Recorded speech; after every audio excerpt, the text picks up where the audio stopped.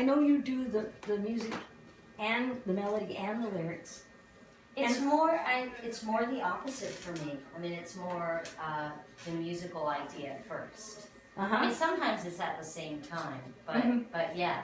In fact, I'm kind of aspired to do what Hannah's doing in great more words all the time, because that, I feel like, is where I need to work on it and get it flowing more. So. And here we are, just the two of you, and you balance out. I've known so many songwriters that have to do the melody first and then fit the words to where their tune is bending and moving.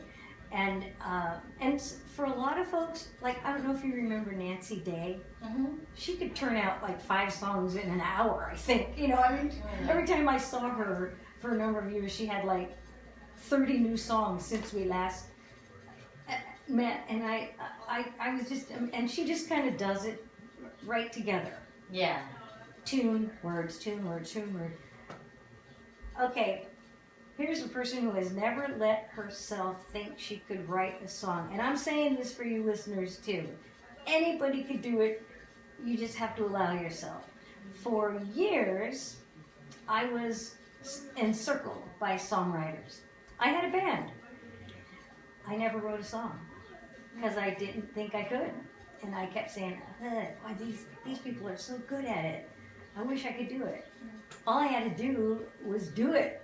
Just all you have to do is come over to the house and have a few gin and tonics, and magic happens, man. And it's like the most brilliant song that was ever written. Okay, there's the remedy right there. It's one approach. It's one approach. The path. Yes. Okay, so folks who and I know there are many of you. Some of you might be pulling a rake right now, or shoveling, or landscaping. Some of you may be sitting at a desk. Some of you may be swimming. Well, I guess you wouldn't be swimming and listening to the radio at the same time, but shocking experience. But so whatever it is that you do, it's meat for a song. It's there. There it is. It's the pathos of our life. So. What, Hannah? Well, I mean, I think with my experience in Paris, like at these open mic kind of jam sessions, I was lucky that they're like, you know, people around my age and stuff, and they're like, oh yeah, let's do like a duet, let's do a cover song of, you know, Ed Sheeran or something, or like the Moldy Peaches. And so it was really fun because like then I started practicing with them on the side, like at home and stuff, and then we would come back the next week and do some cover songs, and that was the first time I'd really collaborated with someone else before. Usually I just play by myself, and so it's a challenge too, because you have to match rhythmically and make that all work and stuff. But for me, it really motivated me to like practice. You know, I went from like kind of playing guitar in my apartment by myself, like, you know, hibernating and writing songs, and then to like actually kind of really practicing it for, you know, for more of a purpose. And so it's cool if, you know, people listening out there, if you can find like different groups, you know, you can just go online and search them in wherever you live, and you can usually find communities that are supportive like that, and that's exciting because it motivates you to really get out of your, you know, comfort zone. So that's Good for you. Good for you. Well, I have to report in the last year and a half, I've written 3 songs. Yay! Yeah. So, Wendy. Yes. Do we get to hear the uplifting, what you have called absurd songs? Well, no, it's actually a collaboration between me and a couple of my nephews. Yes, music primarily by me, I think, although it was influenced by several people after we were attempting to sing along to rather obscure folk songs in a group, followed by sort of a somewhat exhausting game of charades, which really combined to create this sort of loose atmosphere in which the song emerged. But I do need a guitar. Maybe, could you get a guitar for me?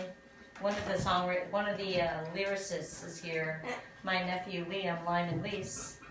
And he, along with Rowan Langsner, another nephew, really contributed a lot to this. So, great, thanks, Liam. Can you now tell me this? Can you hear me and the guitar if I go like this? I hear the guitar much clearer than I've heard you all this time. Is this maybe this mic isn't on? I don't know. Maybe we should trade places. That'd be great, because the All other right. mic is coming through loud and clear. All right, let's do it. Okay, we are moving furniture in the Just form of humans. guitars Yeah, just And- humans and guitars. and singers, I'm singer-songwriters. Oh yeah, this is better. I'm hoping that this guitar is a little bit out of tune because that's the way guitars are when they're hanging around the house where everyone's staying. Especially on Cape Cod. Yeah, exactly. So if it's in tune, my apologies. Okay. I love all the noises in this studio. It's like I want my chair to creak a little bit more. Ambient noise. We make ambient music too. Oh wow, Al it's fresco. really good.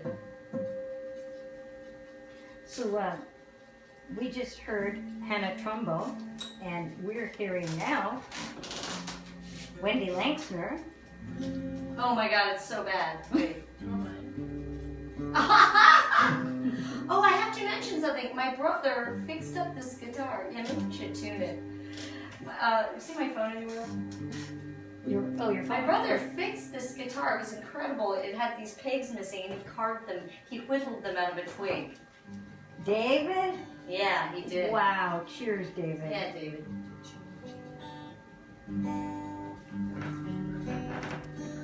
That's close enough. Let's go with that. Okay. All right, Hannah, could you hold that for me?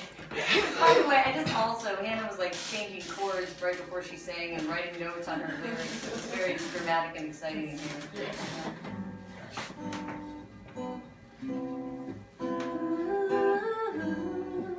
This song is called Candles. It's gone out to Bill and Judy, who are like the loveliest lovebirds I know. Candles in you, candles in you. I don't know what I'd do without you and the candles. Come back to my life, light of my life, just having candles without you to light them won't do. The candle and you, baby, the candles and you. I don't know what I'd do without you and candles, yeah. Me and my heart and your heart by the candlelight, there's a glow. I don't know if it's you or the candles or the two of you. So many candles, I need you. I need the both of you. Yeah, the candles, all those candles, the candles, the candles and you in a picture in my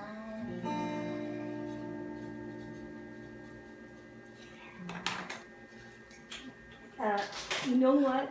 It's so reminded me of one of the singer-songwriters I brought in today, Maria Moldauer. It just in that groove. It's a wonderful groove. Hey, thanks. But the tune is like,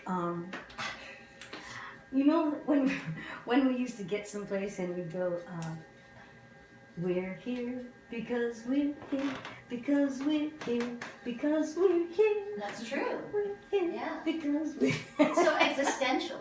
Exactly. But I love the tune. Thanks, thanks. You make me smile, Wendy. Aw. So You make the world smile, Shar, every other Wednesday. on alternate Wednesdays. Ooh, ooh. No, actually, Beth O is in here making the world smile too. Yeah. So listen, I wrote this other song a few months ago, and it suddenly occurred to me when I was sitting downstairs that you might enjoy it. So it's called Girly Girls and Manly Men. And I thought this might be a good one to do. Although there's another half of it that's like girly men and manly girls, whatever. I can't remember that part, but I'll do the first half. Okay, perfect. And All right, then, so- is there something that the two of you collaborate on? Not yet. Not yet. I almost jumped in on some harmony here. Yeah, it was Yeah. tempting, wasn't it? I heard Let's see. like a few notes.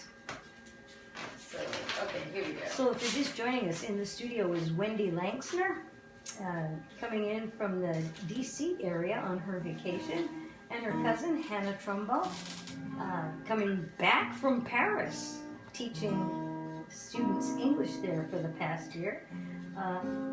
Wendy, right now. That's so good.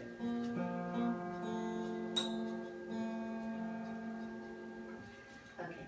Girly girls and manly men, that's what makes me go insane. Girly girls and manly men, they're the ones I take to dinner. I don't care for girly guys with the art films in their eyes. I don't care for manly girls with their short haircuts and burliness. Give me just one man.